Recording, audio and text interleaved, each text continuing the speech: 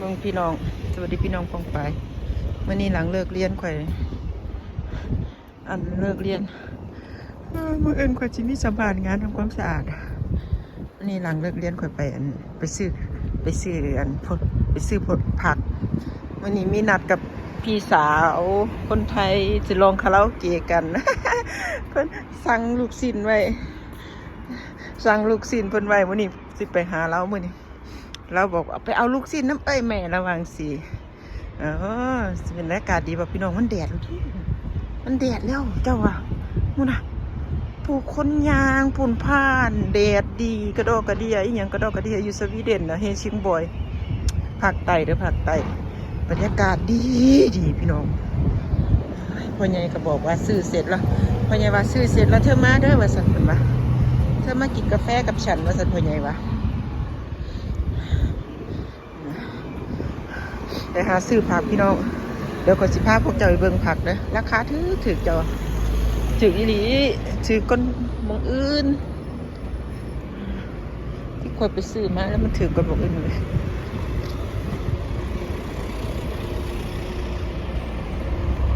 ถือ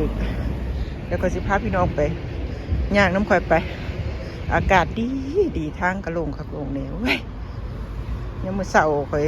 มืออื่นข่อยแห่งสิปั่นจักรยานไปเฮ็ดงานบ้านเมืองเขาจังแม่นดีนะพี่น้องเนาะรถล้ากับบติดบ่มีอย่างดอกข่อยมักแต่ตรงรถบติดนี่แหละโอ้ย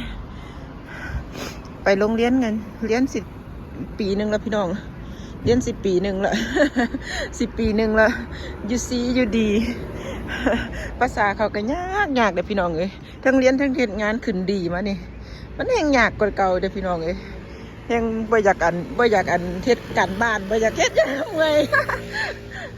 บ่อยากเขียนบ่อยากหยังบ่อยากอันฝึกอันนี้หยังจักอย่างก็ขอละเงินเจ้าของโอ้ยแต่ก็เฮ็ดอยู่ดอกว่าแต่หากกันมันลืมเด้อพี่น้องความมันเฒ่าเนาะเฮ็ดงานแล้วก็เมื่อยไปซั่นตัวแล้วก็สิย่างสิฮอดแล้วพุ่นงามบ่พี่น้อง